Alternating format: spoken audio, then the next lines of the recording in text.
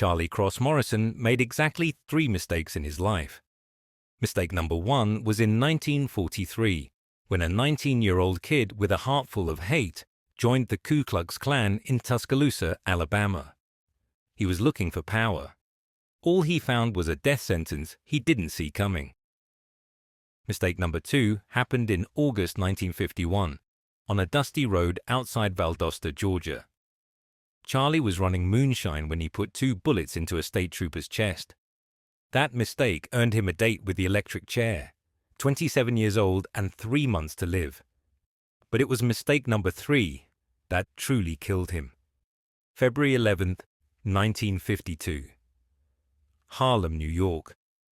Charlie was 6 days out of a prison break, starving, desperate, and armed with a stolen M1911. He walked into a quiet, high-end dress shop, saw a black woman standing alone at the ledger, and figured she was an easy mark. He leveled his gun and demanded the cash. The woman didn't scream. She didn't even flinch. She just looked at him with a cold, terrifying pity and whispered 5 words that should have made Charlie run back to Georgia. "You just made a terrible mistake." Her name was Mae Johnson, and in exactly 4 hours and 23 minutes, her husband, the man they called the King of Harlem, was going to walk through those doors with a straight razor to show Charlie Morrison that some queens are protected by more than just a crown. By the morning of February 11th, Charlie Cross Morrison was a man held together by nothing but frayed nerves and cheap rot gut. 6 days of riding freezing freight trains and ducking into the shadows of rail yards had hollowed him out. His hands wouldn't stop their rhythmic, violent shaking, a byproduct of the Alabama heat being replaced by a New York winter he wasn't dressed for, and a central nervous system screaming for the whiskey he couldn't afford. He was a ghost in a stolen guard's jacket, drifting through a city that felt like a concrete labyrinth designed to swallow him whole. He had boarded the subway at Penn Station with a singular, desperate goal: find Midtown, find a rich mark, and find a way to Canada. But the subterranean world of New York didn't care about his plans. Confused by the colored lines and the roar of the express trains, Charlie made the fatal navigation error that would seal his fate. He stepped off the train at 125th Street, and as he ascended the stairs into the biting February wind, the world changed. The faces weren't the faces of the Georgia backroads, or the anonymous crowds of downtown. Every person on the sidewalk, every vendor at a stall, every man leaning against a brick wall was black. To a man whose soul had been forged in the fires of the Tuscaloosa Klan, this wasn't just a neighborhood, it was enemy territory. He felt the weight of the stolen Colt M1911 in his pocket, his fingers twitching toward the cold steel. His instincts screamed at him to turn around, to dive back into the safety of the tunnels, but the sickness in his gut was louder. He had $7 and a death warrant on his head. He was too tired to run and too hungry to be smart. He began to walk, his boots clicking on the pavement, his eyes darting like a cornered animal's. He saw the vibrant life of Harlem, the music spilling from record shops, the smell of soul food, the sharp suits of businessmen. But all he processed was a target-rich environment. His corrupted mind, fueled by years of being told he was naturally superior to everyone he now saw, began to transform fear into a dangerous, false confidence. He looked for a sign of prosperity, a place that held the key to his escape. That's when he saw it. A dress shop that gleamed with an elegance that felt out of place with his own filth. The windows were spotless, the mannequins draped in expensive fabrics. It looked soft. It looked easy. Charlie took a final shaky breath, felt the adrenaline mask the tremors in his hands, and pushed open the door. He thought he was stepping into a payday. He didn't realize he was stepping into a tomb. The bell above the door chimed with a delicate silver ring that felt like a serrated blade against Charlie's raw nerves. As he stepped inside, the oppressive cold of the Harlem streets was instantly replaced by the scent of expensive lavender starch and high-grade silk. The shop was a sanctuary of order and elegance, a sharp contrast to the filth beneath Charlie's fingernails. Racks of hand-stitched tea dresses and evening gowns lined the walls like silent sentinels, each one a testament to a level of craftsmanship Charlie had been taught to believe was impossible for people who looked like the woman standing at the back of the room. Mae Johnson was 41 years old, and she stood behind her mahogany counter with the poise of an empress overseeing a peaceful border.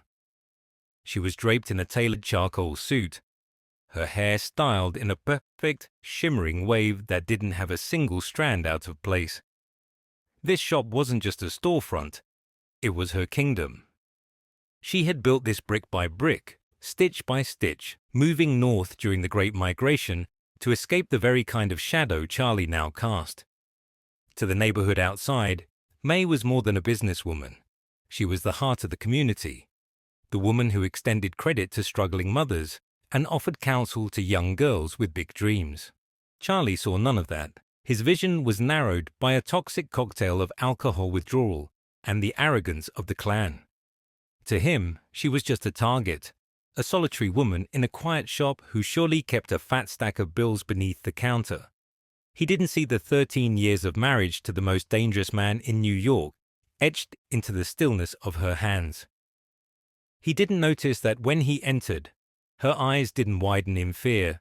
They narrowed in a clinical, almost weary observation. He closed the distance, his heavy boots scuffing the polished hardwood, his hand diving into the pocket of the stolen guard's jacket. He felt the jagged grip of the Colt M1911, the metal cold and biting. As he drew the weapon, his reflection caught in the mirrors lining the walls. A haggard, trembling ghost of a man standing in a palace of grace.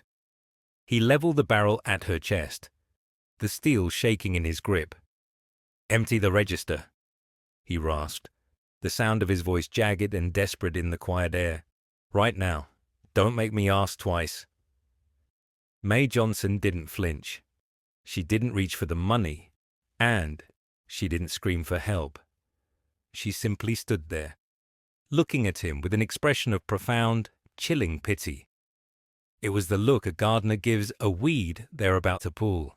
In that silence, the power in the room shifted so violently that, for a split second, even Charlie felt the sudden, crushing weight of his third mistake. The heavy iron of the Colt M1911 felt like a lead weight in Charlie's trembling hand, the barrel wavering as he tried to pin Mae Johnson down with its gaze. He expected the sharp intake of breath, the frantic fumbling for the cash drawer, or the high-pitched plea for mercy that usually followed the sight of steel in a man's hand. Instead, there was a silence so profound it felt like the air had been sucked out of the room. Mae didn't move. She didn't blink. She looked at the gun not as a weapon of death, but as a minor inconvenience, like a smudge on a window she would eventually have to clean. "I said the register, lady, I ain't playin'." Charlie's voice broke. The desperation of a man who realized his power was an illusion leaking through the cracks of his Alabama drawl. He stepped closer, the smell of his own sour sweat and stale whiskey clashing with the shop's pristine aroma.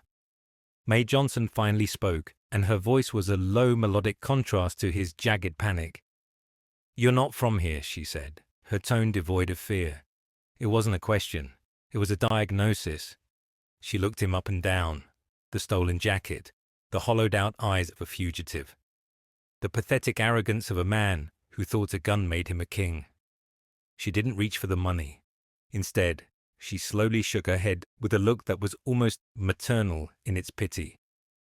"You just made a terrible mistake." Before Charlie could process the gravity of those words, Mae reached over to the counter and picked up the heavy black receiver of the telephone. Her eyes never left his as she dialed a number she knew by heart. Charlie froze, the gun still leveled at her chest, paralyzed by a sudden, inexplicable sense of vertigo. He should have pulled the trigger. He should have jumped over the counter and silenced her. But there was something in her stillness that anchored him to the floor. "Small's paradise," she said, the into the receiver, her voice as steady as a heartbeat. "Tell my husband I'm at the shop. Tell him a visitor from out of town is here, and he's forgotten his manners. Time equals sign 0.6s.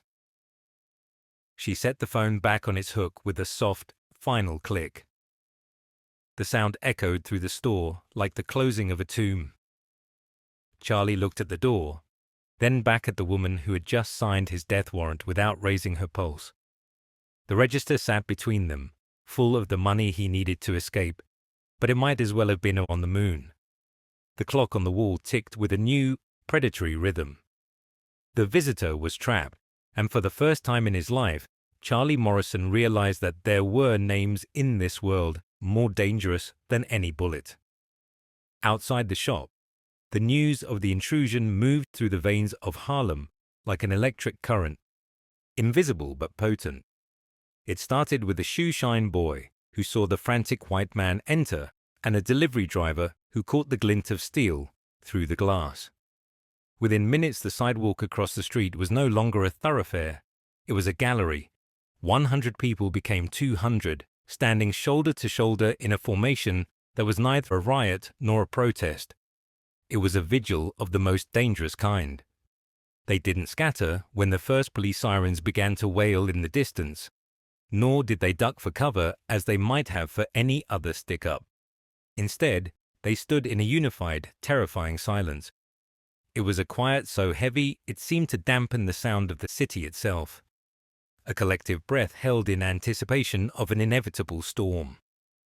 These were people who knew the rules of the pavement they stood upon. They knew that the man inside with the gun was already a ghost. He just hadn't stopped breathing yet. Their eyes were fixed on the storefront, watching the silhouette of the frantic outsider pacing behind the racks of silk and lace.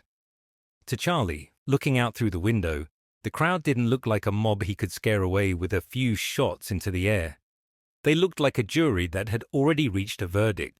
There was no shouting, no heckling, just a sea of dark coats and stoic faces waiting for the arrival of the only man who had the right to end the standoff.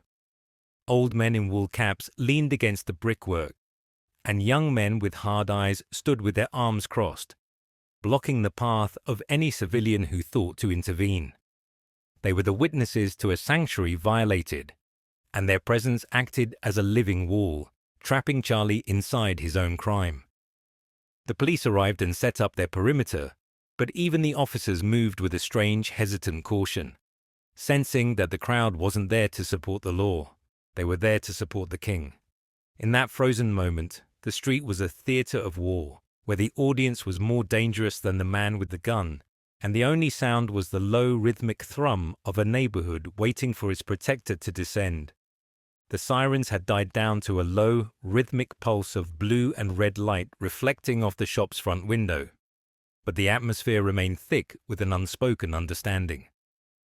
Captain Henderson of the 28th Precinct stood by the fender of his squad car, his eyes shifting from the frantic man paced inside the shop to the 200 silent residents lining the sidewalks. He had been on the force long enough to know the difference between a riot and a reckoning. This was the latter. When his sergeant suggested a tactical entry, Henderson put a heavy hand on the man's shoulder and shook his head.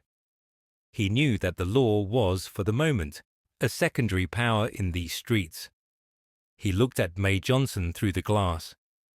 She was sitting on a velvet stool, her hands folded in her lap, as if she were waiting for a late shipment of lace rather than staring down the barrel of a fugitive's gun. Henderson didn't see a victim in need of rescue. He saw a catalyst for a storm he couldn't stop. The negotiation was a hollow exercise. Henderson picked up the megaphone, but his words felt thin and performative. He called for Charlie to drop the weapon and come out with his hands up, but his heart wasn't in it. He wasn't talking to Charlie to save him. He was talking to fill the silence until the real arbiter arrived. The police had established a perimeter, but they were facing outward, more concerned with the growing, motionless crowd than the man inside. Henderson checked his watch. He knew the geography of Harlem power better than any map. He knew that the moment May Johnson made that phone call, the clock started ticking on a process that didn't involve handcuffs or a courtroom. The NYPD were merely the stagehands, setting the lights for a drama they didn't write. The officers stood with their holsters snapped shut, their movements hesitant, glancing down the street every few seconds. They weren't looking for backup. They were looking for a black Cadillac.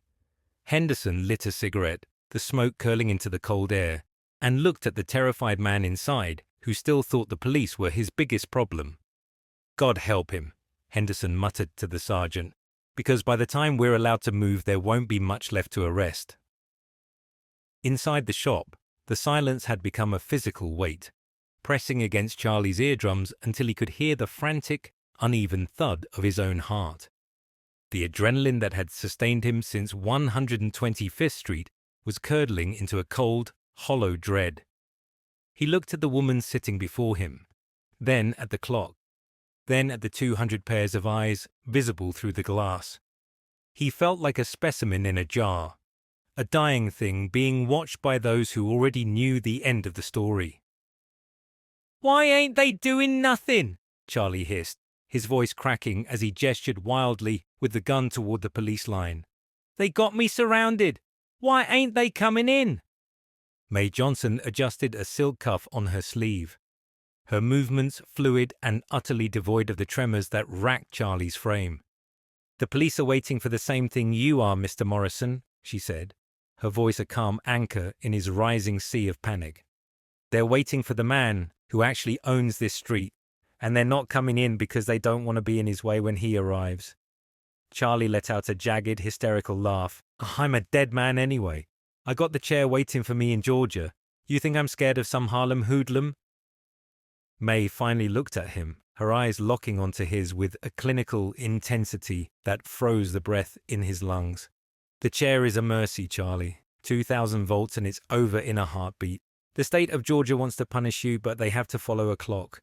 My husband? He doesn't have a schedule, he's patient, he's creative, and he doesn't care about a quick ending." She leaned forward slightly, the light catching the sharp, intelligent curve of her brow. "A prison guard just watches a door. My husband watches a soul. He'll make you realize that 3 months in a Georgia cell was a luxury you didn't appreciate. You came here looking for an easy mark because of what the Klan told you about people like me. But while you were learning how to hate, my husband was learning how to dismantle men who think exactly like you." Charlie's hand dropped an inch, the heavy barrel of the Colt feeling like an anchor. The bravado that had fueled his 9 years in the Klan, the superiority he had worn like armor, was dissolving. He looked at the door, but it no longer looked like an exit. It looked like the mouth of a trap. He wasn't a warrior in a race war anymore. He was a terrified, thirsty man in a stolen jacket, beginning to realize that the woman in the charcoal suit wasn't the one in danger. He was. The low rhythmic thrum of a high-performance engine cut through the silence of 125th Street before the car even rounded the corner. It was a sound Harlem knew by heart, the deep, expensive purr of a custom black Cadillac. As the long, polished chassis rolled into view, the 200 people standing in the cold didn't need a signal. Without a word spoken or a hand raised, the crowd began to shift. They moved with a practiced, reverent fluidity, the mass of bodies parting down the center like the Red Sea in a dark wool coat. Captain Henderson stepped back, his boots crunching on the icy gutter, signaling his men to lower their rifles. The police perimeter didn't break. It simply dissolved, making way for a higher authority. The Cadillac came to a halt directly in front of the dress shop, its chrome bumpers gleaming under the harsh February sun. For a moment, the world seemed to stop spinning. The only sound was the faint tick-tick-tick of the cooling engine. The driver's door didn't open. Instead, the rear door swung wide with a heavy, deliberate click. Ellsworth Bumpy Johnson stepped out and onto the Harlem pavement. He was a vision of terrifying composure, dressed in a midnight blue overcoat that cost more than Charlie Morrison had seen in his entire life. His fedora was tilted at a precise, razor-sharp angle, casting a shadow over eyes that held the cold, ancient depth of a predator. He didn't look at the police. He didn't look at the crowd. His focus was a laser beam directed at the glass door of the shop where his wife was being held. He reached into his breast pocket with a slow, graceful motion. He didn't pull out a pistol or a Tommy gun.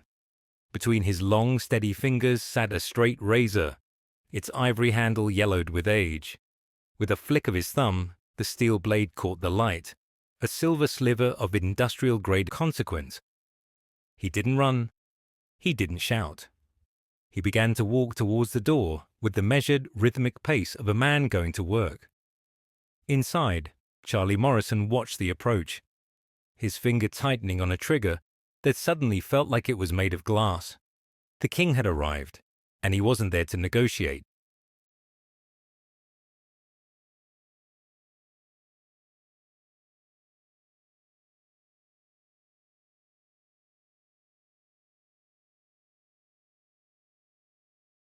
He was there to collect.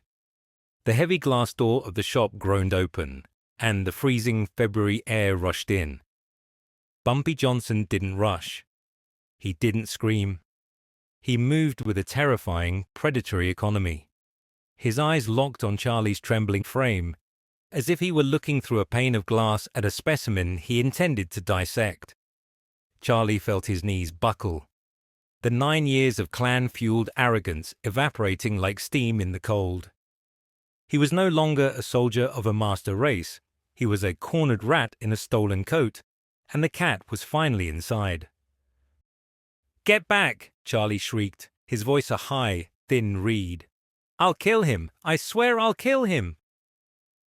Bumpy didn't stop. He was 5 feet away, then 4, the ivory-handled razor held low at his side. The world narrowed down to the glint of that steel. In a final spasmodic burst of panic, Charlie squeezed the trigger of the Colt M1911. The hammer dropped with a metallic, hollow clack. The stolen, rusted weapon, neglected and fouled by days on the rail lines, refused to fire. It was the ultimate physical manifestation of Charlie's life. A broken promise, a hollow threat, a failure in the moment it mattered most. Charlie stared at the jammed slide in horror, but he didn't get a second chance to clear it. In one blurred, explosive motion, Bumpy was on him. A large gloved hand clamped onto Charlie's wrist like a steel vice, twisting the gun toward the ceiling, while Bumpy's other hand rose in a graceful, lethal arc. The pain didn't come immediately. There was only the sensation of a cold, wet line being drawn across Charlie's throat. A sting so sharp and precise it felt like a splash of ice water. Bumpy didn't cut deep enough to hit the artery. He wasn't looking for a quick death. He was delivering a signature. He stepped back as Charlie collapsed to his knees, clutching his neck as blood began to seep between his fingers. "You came into my house with a broken tool and a heart full of lies," Bumpy said, his voice a low, gravelly rumble that seemed to vibrate in the floorboards. He looked down at the sobbing man, then turned his back on him to reach for May's hand. "Now you're going back to Georgia, and every time you look in a mirror until they put you in that chair, you're going to remember exactly whose kingdom you stepped into." Outside, the 200 witnesses remained silent, watching through the glass as the king of Harlem led his queen toward the door, leaving the outsider to bleed out the last of his pride on the hardwood floor. 8 seconds had passed. Justice was done. The transfer back to Georgia was a long, hollow journey through a country that Charlie no longer recognized. He sat in the back of the transport van, shackled and silent, the heavy thrum of the road vibrating through his bones. He didn't look at the passing fields or the familiar southern pines. Instead, his fingers were perpetually drawn to his throat, tracing the thick, jagged ridge of scar tissue that ran from his ear to his windpipe. It was a raised map of his own failure, a permanent souvenir from a world that had dismantled everything he thought he knew about power. 3 months later, The humid air of the Reidsville State Prison felt like a shroud. The morning of May 14th arrived with a sterile, indifferent light. As the cell door groaned open for the final time, Charlie didn't fight. He didn't shout the racial slurs that had been his armor for nearly a decade. Nor did he invoke the name of the Klan to save him. Those words felt like ash in his mouth. Dry, weightless, and useless. As the guards led him down the final corridor toward the room with the heavy wooden chair, Charlie felt the phantom sting of Bumpy Johnson's razor. He realized then that the state of Georgia was merely finishing a job that had already been done in Harlem. The man who had walked into that dress shop, the one who believed a white robe made him a god and a stolen gun made him a king, had died the moment he saw his own reflection in Mae Johnson's pitying eyes. The witnesses behind the glass saw a man who looked older than his 27 years, his face gaunt and his spirit extinguished. Just before the leather hood was lowered over his head, Charlie's hand instinctively rose one last time to touch the scar. In that final flickering moment of consciousness, the 3 mistakes of his life resolved into a single, crushing clarity. He understood that the hate he had carried wasn't a shield. It was a weight that had dragged him to this floor. He had spent his life waiting for a war that he had lost in 8 seconds to a man who didn't need a hood to prove his power. As the current surged and the lights dimmed, Charlie Morrison's final thought wasn't of Alabama or the Klan. It was the memory of a quiet shop in Harlem and the terrifying realization that respect is never taken by force. It is earned in the silence of those who truly own the world.